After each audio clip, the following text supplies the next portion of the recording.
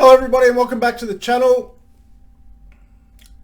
Round 12 in the bag.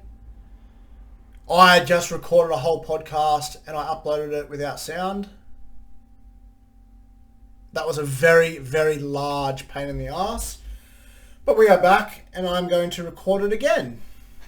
Because I am here for the people. I'm here for the people. I could have easily just put it in the bin and thought, you know what, fuck yous. But no, I'm here, I'm recording it again, we're going over it again. I'm ranked 271. I scored a 985. I held rank, only went down 7 spots. Times are good, vibes are high. Let's get into the round. We'll do a quick fire over all of the games like we normally do. We'll start from recent and we'll head backwards. Nice and quick. So, Raiders defeat the Warriors. I am not overly happy with the Supercoach output in this game. The rain just pissed down. It put all the offloads away. Nobody was doing much.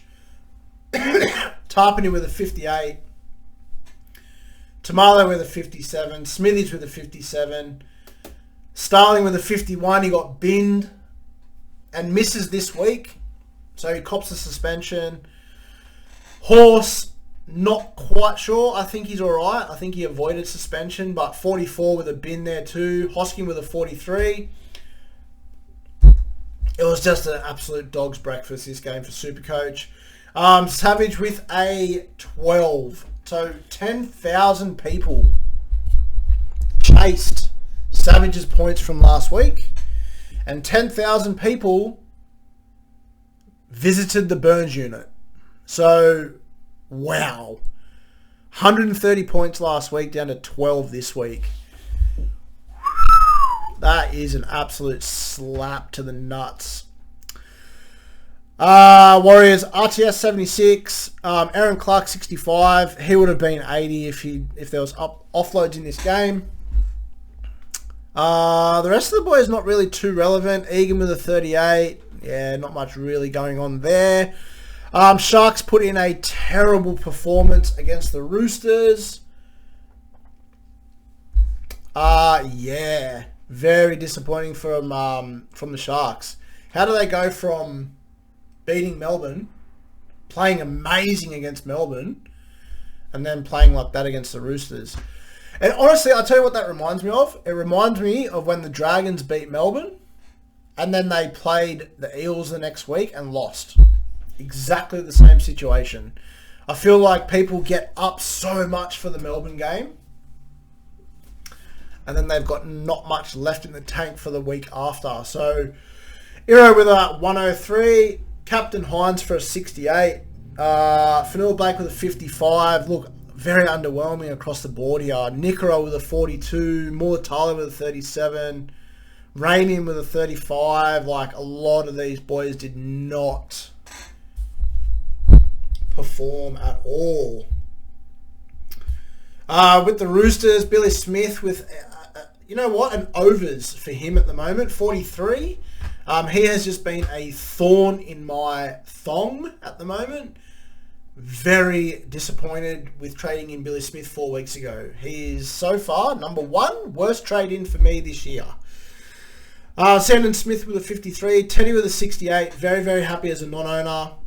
Just quickly, we'll have a look at Teddy. He's now got a BE of 151.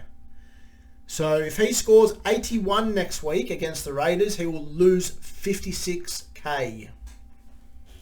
So let's just hope, as a non-owner, Raiders turn up, and we could probably get Teddy sub 850, which will be nice for the run home. Not run home, but you know what I mean. You want to hold, if you're going to get him in now, between now and round 15, 16, he's going to be your run home fullback. Daniel Tupou with an 85. Shout out to Barnesy, who has been a big Tupou fan and said that he is, you know, the buy-round specialist. So nailed that one, Barnesy. Well done, mate. Savala repays owners with a 95. If you haven't got him already, I think you missed the boat. I would not be rushing out to get him. It's just too far. It's too far gone. Panthers and the Knights. This was the only game that I tipped correctly all week. Panthers have been rubbish with the Origin Stars. Panthers were going to be rubbish without the Origin Stars. Knights came to play. Lucas with a 147. Sharp with a 131. The Knights looked a lot better with Sharp at the back. So it's going to be very, very interesting to see what happens here when Ponga comes back from Origin duties. I don't know. They've played around with this Ponga at 6 experiment before. I don't know. Look, there's talks of it, but remember what happened to Ponga last time he was at 6. He's not very good in the defensive line. He's got HIA issues. I can see it happening again. I can see Ponga coming back in, defends at the line, cops a head knock. He's gone. So, yeah, would not be confident in doing that if I was the Knights, but they're looking for answers at the moment, so I don't really know what they're going to be doing. Eels and the Manly. Manly put up a terrible performance. Look, man, far out. Like, you're only missing DCE. Brooks needed to stand up. He didn't stand up. The Eels were without Moses, without Lomax. Like, look at the side that they've got. Williams, Hawkins, Yongi, Hopgood, Katoga, Sam Rani, Dylan Walker, Paulo, Riley Smith, Moretti, Sean Russell. This side is no disrespect to some of these players, but that is honestly a New South Wales Cup side. Manly were really only missing DCE. Obviously, they were missing Gerbo as well, which is important through the middle, but you gotta finish these games when you're versing an Eels who are that under strength. So, Hopewadi, I traded him in for 100. Very, very happy with that. And now we get to my surprise trade-in. Now, I said about 7 or 8 weeks ago that I was never getting in Turbo again. And I was so adamant. I backflipped. And I'll tell you why. There's 3 reasons, right? I thought to myself, everyone's going Teddy. I need more numbers for the bye rounds. Manly have a great draw, right? NRL Physio came out with a post that said the reason why Turbo has been playing hindered over the last couple of weeks is because of a bad cork. That's now freed up. In the warm-up, he was unstrapped, so there was no strapping. And I thought to myself, you know what? I'm going to do it. I'm in a position where I can make some risks. I'm ranked 270. I'm in a position that I can take a risk on. I'm going to do it. And I went Karaz down to Turbo, and I moved Sharp up into my CT dub. 72 in a side that got relatively beaten well. That's a good sign. He was running the ball. He was taking hit-ups. Let's see. Like, at the end of the day, it's not illegal to backflip on an opinion. I backflipped on the opinion. If that upsets you, put it in the comments. Let me know how upset you are that I did that. Righto, moving on. So, Dolphins and the Doggies. The Dolphins absolutely pumped the Dogs. This game was very surprising for me. I did not see that coming at all. Did not see this coming at all. Man, where do I even start? Like, you're missing Karaz. Max King is a decent out. But you've still got Curran, Burton, Kickout, Marnie, like Sexton. You've still got your spine there. Like, it's just, I understand the conditions were very bad, but The Dolphins turned up, man. The Dolphins turned up. Osako with an 82. Avarillo, 78.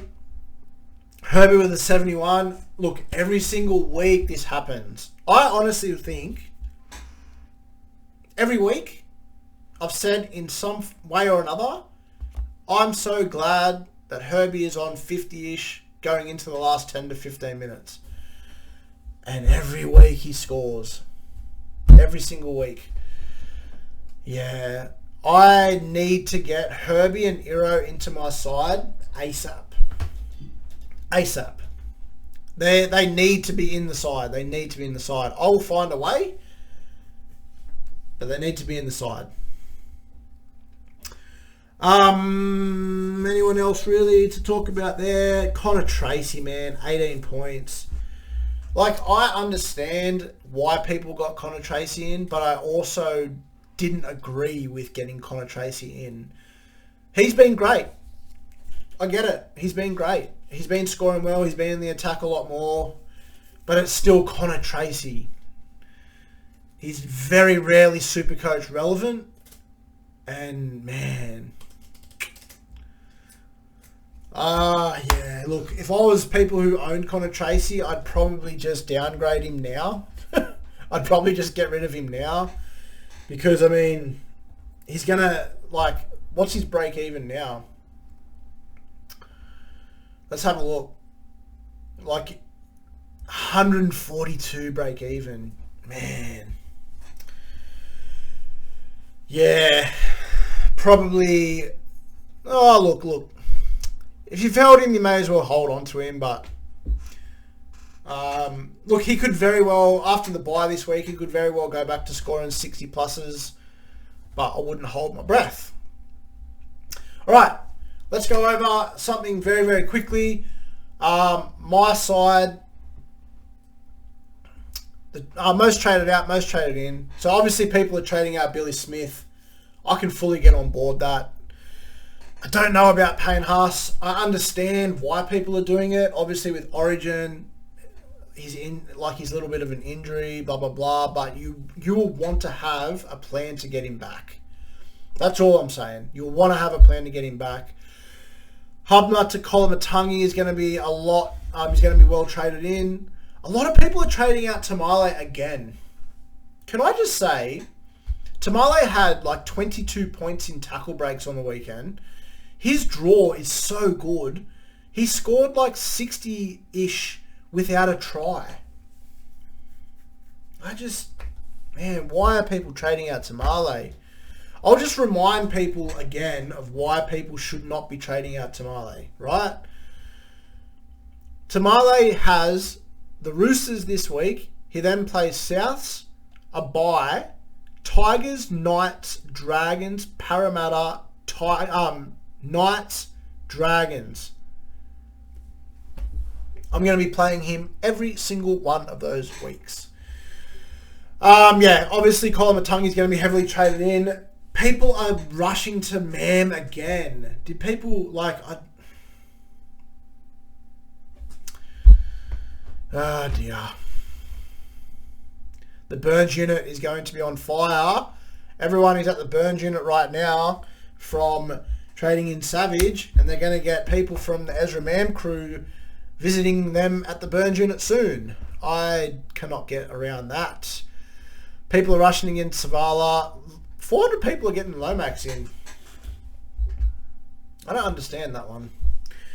But anyway, let's just quickly go over my trade talks. It's going to be a quick one. I've got 346k in the bank. I do want Kolomatangi this week. So it's either going to be Gula up to Kolomatangi, Hubner up to Kolomatangi, Finney up to Kolomatangi, or I don't get Kolomatangi and I go Gula to Aiken, and then I go Finney up to Garner if he's named. Those are my two options. That's where I feel like I'm going to get the best value for my trades. Outside of that, there's really nobody else that I'm looking at for this week. My sit v start this week is actually going to be quite difficult. I've got Jaden Campbell there, but I'm not confident to play him against the Storm. I don't know what I'm going to do there because obviously, like, I think Tino's going to back up. I don't think Payne Haas is going to back up. It's going to be interesting, but off the top, fully knee-jerk reaction. I think my skippers will be Drinky at home against the Tigers this week off a bye. I don't know where else to really go. Like, I think Cleary backs up against Parramatta. He could be a genuine captain shout, but yeah, it's going to be Drinkwater. I'm I'm pretty certain. I'm not 100%. I'm about 80% certain that it will be Drinkwater. Righto, guys. That'll just about do us. Actually, no. That'll just about do us. If you haven't already, like and subscribe to the channel. It helps out a lot. And yeah, let us know how you went on the weekend in the comments. Let us know your thoughts around what you're going to be doing for trades. Ask all your questions in the comments section, and I will reply to all of you. Thank you very much, legends. See you.